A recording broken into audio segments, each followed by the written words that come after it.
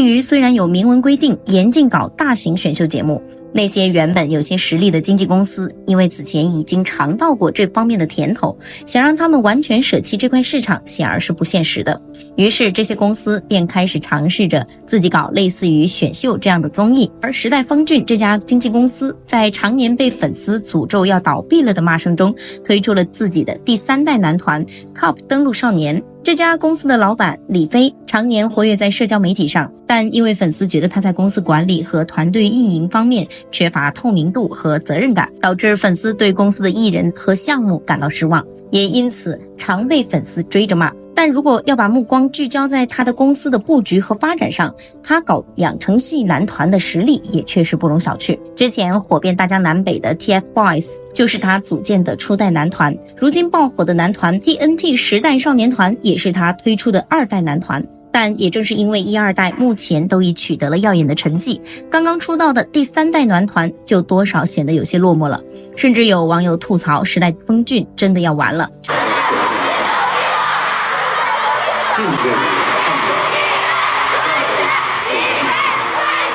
那么3代男团到底发生了什么呢？才会让网友如此吐槽？今天就让我们一起了解一下 TOP 登陆少年成团出道的故事。说起时代峰峻这家经纪公司，一直致力于为内娱输送养成系男团。他们最初通过星探挖掘和家长报名这2种方式，大范围招募9到12岁的年轻男孩，然后为这些男孩定制专业的练习计划，并在对方取得一定成果后，以多人组合的形式成团出道。2009年，时代峰峻刚成立没多久，就推出了练习生招募甄选计划。隔年，以 Dream 未来我来为名的养成项目正式启动。项目最终挑选了武和印、左虎、朱智仁、丁喜龙、广浩毅、欧阳田葛6人，组建起公司旗下的 TF 家族。而此时的 TF 家族并不出名，直到2011年，随着王俊凯、王源以及易烊千玺的加入，这个养成系男团才被大家所熟知。2年后，王俊凯、王源、易烊千玺以 TFBOYS 的名义正式出道。凭借本土团体的优势， TFBOYS 从出道起就有不错的人气和流量，红极一时。然而就在该团体人气正处于巅峰时，2017年9月，3位团员同时成立个人工作室，宣布各自单飞，组合不解散的消息。此后即便脱离了团队发展，3人的人气和流量也未受到明显影响，反而逐渐在各自领域成为 idol。知道 TFBOYS 的第一波红利后，时代峰峻趁热打铁，在2014年年底启动2代计划。经历几番波折后，2018年正式推出2代男团台风少年团。不过因为 TFBOYS 已经成为了顶流男团，这个2代男团自然成为了陪衬。成团之初并未掀起任何水花，再加上该团在成团出道时又夹杂着诸多遗憾，最终到2019年，该团宣布解散重组。又经过一番选拔之后，原来的台风少年团更名为现在的 TNT 时代少年团。该团成员由马嘉祺、丁程鑫、宋亚轩、刘耀文、张真源、严浩翔以及贺峻霖7人组成。几人的出生年份从2002年到2005年不等，也就是说如今最大的年龄也不过是23岁，最小的才19岁，但每位团员都有5年以上的出道经历。重组后的时代少年团也算接过了初代男团 TFBOYS 的接力棒，经过几年闯荡，如今也算是内娱的顶流男团。有了这2代男团组团出道的成功经验，时代峰峻更坚定了决心，要在这条路上走下去。2018年，时代峰峻继续发起了3代男团少年进化论计划，而如今我们也能看到3代男团 TOP 登陆少年团已经出道，而第4代、第5代练习生计划也早已启动。或许是因为这些团员的年龄偏低，导致大家对 TF 家族的了解至今还停留在易烊千玺、王俊凯和王源身上，甚至小有成就的时代少年团路人也知之甚少。不过这也并不能说明第3代男团没热度，该组合在正式宣布出道前，团内的成员就因为各种舆论成为热搜榜常客，甚至还有成员没出道就失去了成团资格。这到底是怎么一回事呢？ TOP 登陆少年是在今年6月正式官宣成团出道赛的，然而从5月末开始就有团员深陷舆论中心，后续经网友深扒发现，全团12人每个人都有或多或少被挖出的一些猛料。前有出道在望的种子选手左航，在生日作文中写了一段童年经历，提到7岁时曾用石头砸老奶奶，并把石子扔进老人的锅里。令网友难以置信的是，他竟然到了18、19岁才意识到自己儿时犯下的错误，特意写下煽情小作文记录的行为，并不能让大家看出他内心是否真的愧疚过。更让人难以理解的是，这件事本就是他有错在先，却被一群粉丝无脑追捧着夸奖他长大了。粉丝无底线的追捧，再加上左航小作文里透露出不在乎的态度，一经发酵便登上了热搜。公司考虑他面临着成团出道赛，也是费尽了一番功夫才平息了此事件的热搜。但左航的事刚处理完，那边同为3代最有希望成团出道的张俊豪就被站姐放出猛料，说他与网名为蛋不肉的女同学恋爱，并晒出了他各大平台的聊天记录。熟悉娱乐圈的朋友们都知道，养成系明星相比其他明星和粉丝群体而言，粉丝与练习生之间的情感联系相对紧密，但同时他们对明星的占有欲也更强。张俊豪与蛋不肉这桩本来无关紧要的早恋的问题，在粉丝看来却是他明星生涯里抹不去的污点。为了不久后的出道赛能顺利举行，张俊豪为此还专门在个人媒体账号上手写了道歉信。公司虽然最终保留了他参加出道赛的资格，但也保证会在出道赛之后暂停他的一切演艺事业，也算是给粉丝们一个交代。但粉丝们似乎并不满意这个结果，不少传闻说他是内定好的3代出道成员，这也再次加深了粉圈对出道战的不满。随着3代男团出道赛登陆日的开播，3代成员各自的粉丝们为了能让自己的支持的偶像出道，暂时放下了偏见与不满，专心给正主打头节目数据。然而令人意外的是，比赛到第3个阶段时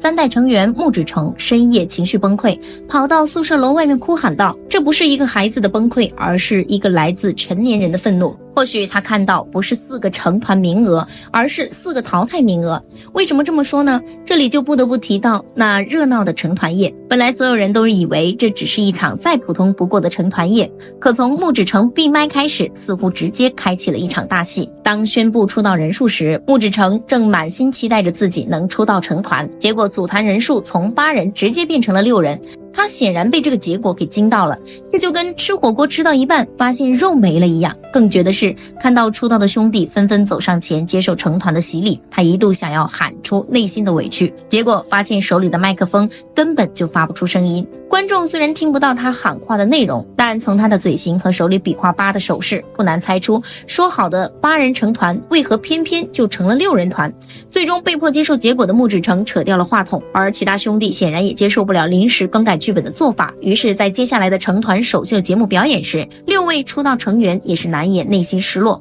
没人开口唱一句。这种无声演唱的表演方式也是创下了历届成团首秀的先河。当然肆意更改成团名额也就算了，成团夜结束后，粉丝们刚离开，3辆急救车就开到了后台出口。随后张俊豪心脏病，穆芷成救护车，童宇坤呼吸碱中毒等相关信息瞬间霸占了热搜。更有多名粉丝因接受不了正主没有成团，想要寻短见，以至于出道夜除了 TOP 登陆少年团这个热搜外，救护车竟也成了相关热搜。成团夜的闹剧并没有到此结束，成团不到24小时，就有网友爆出了又一猛料。爆料中提到团内成员于雨涵在跟友人聊天中对女星张元英开黄腔，其中含有大量羞辱和敏感的词汇，一时间于雨涵成了粉丝们集体跑轰的对象。然而远在新加坡的他似乎并不知道自己上了热搜，时隔几天从新加坡归来的几位团员下了飞机，这才反应过来。而于雨涵知道自己被骂上热搜后，低头保持沉默，团员张泽宇和张吉则双手抱头，表情复杂。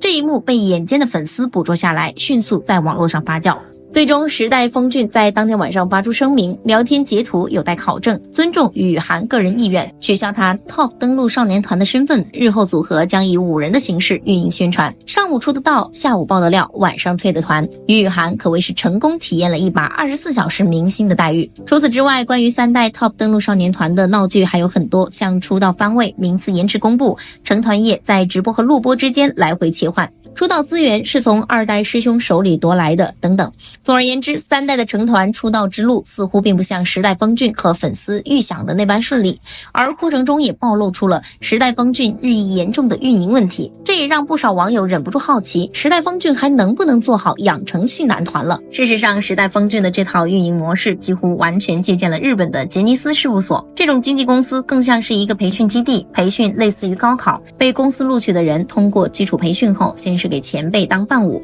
舞台剧群众演员等，直到被公司看出潜力后才会被当作核心培养。公司并不认为所有练习生都能走红，练习生自身要实力过硬，才能提高培养出巨星的概率。而无论是杰尼斯的 SMAP、Arash 还是时代峰峻的 TFBOYS 时代少年团，都印证了这套运营模式的可行之处，围绕这一核心采取老带新的模式，培养出一代又一代的练习生。但随着2019年杰尼斯创始人喜多川的离世，杰尼斯逐渐没落。2023年被海外媒体爆出存在性丑闻后，杰尼斯不得不宣布解体。看到养成系鼻祖都黯然落幕，时代峰峻为避免重蹈覆辙，决定在原有养成系的基础模式上融入韩国偶像产业的精华，利用选秀、打头等竞争性手段刺激市场。虽说在韩国竞争性的模式下，时代峰峻的确有过起死回生的迹象，例如二代练习生最初按照杰尼斯的方式内定了丁程鑫、马嘉祺、宋亚轩、刘耀文和姚景元组合成台风少年团出道，但这个团出道即巅峰，最明显的就是在2019年初的演唱会门票是迟迟卖不出去，最终只能砸在手里了。于是公司后续直接放弃了台风少年团，重新召回二代的7位练习生送去韩国练习，并通过台风蜕变之战这一类选秀节目，由粉丝们投票选拔出道成员，成立时代少年团。事实证明，重新出道的时代少年团比此前的台风少年团更具吸金能力。而在竞争性的模式下，粉丝们也愿意花更多钱为自家正主争取各种权利和地位。别的不说，光是马嘉祺的粉丝为了帮他拿下团内中心位及队长的权利，在选秀节目播出期间打头700多万。当然，其余练习生的粉丝打头金额也都在100万以上。通过引进韩国选秀模式，时代峰峻赚得盆满钵满。于是在3代练习生成团出道时，依旧沿用了日本养成系加韩国选秀的策略，先由 TF 家族内部培养，再通过登陆日这一选秀节目进更出道。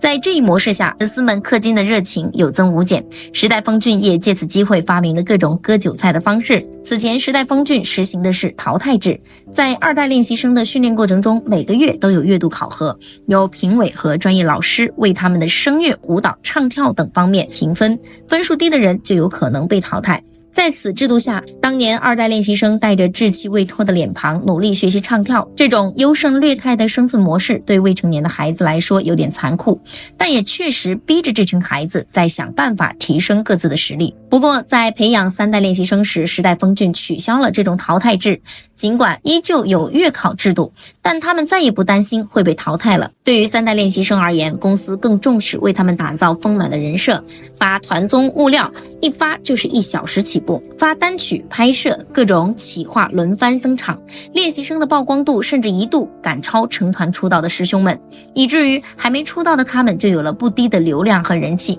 为了让这些流量和人气变现，时代峰峻也是煞费苦心，先是搞出会员追星的方式，1年的会员费接近300，而成为会员的好处就是最后会有3个会员可以得到艺人周边物料，像照片、语音等内容。对于其余没有得到好处的会员，这300块钱就算是支持自家偶像了。当然，没有成为会员的粉丝也有办法拿到艺人周边，那便是去时代峰峻官方的购物平台，里面有许多练习生的周边应援物售卖，当然价格也是不菲。像一张市场流通的明星卡片，只是多了一个亲笔签名就能卖到上百元。为了能够间接引导粉丝感情消费，时代峰峻还推出了2400元的集卡活动。据说这些周边物料在市场上几十块钱就能买到，区别只是多了偶像签名。这样收割韭菜的方式还不算是最离谱的，更离谱的是打头模式。粉丝想要自己的 idol 有社交账号，就要参与 PK 打头，而要打头就要花钱购买公司推出的小葵花。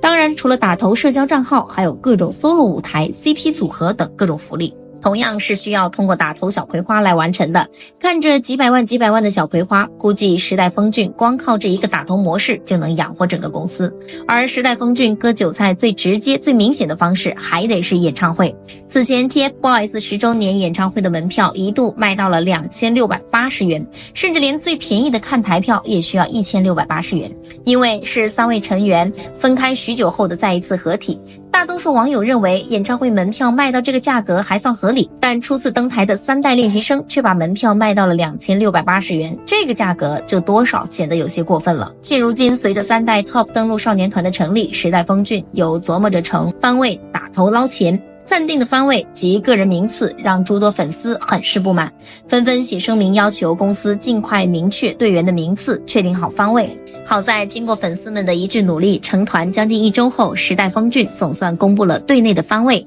朱智新、张泽宇、张吉、左航、苏星浩，其中作为一番的朱智新担任中心队和队长。通过这种韩国选秀的模式，时代峰峻成功打造出一群没出道就能赚钱的练习生，真正践行了从粉丝中来到粉丝中去。在割韭菜这方面更是实现了可持续发展。时代峰峻的培养模式虽然备受争议，但它无疑为众多怀揣梦想的年轻人搭建了一个展示才华、追逐梦想的舞台。TFBOYS 也好，时代少年团也好，当然还有刚刚成团出道的登陆少年团，对于他们来说，这段经历无疑是他们宝贵的财富。尽管他们清楚投入的汗水和时间可能最终化为泡影，但万一成功的希望却如同磁石一般吸引着他们，让他们愿意为之付出100倍的努力。而对于粉丝来说，情感的投入是一种难以言喻的复杂情感，不应以金钱作为衡量标准。这种复杂情感或许只有身处其中的他们自己才能理解里面的深情，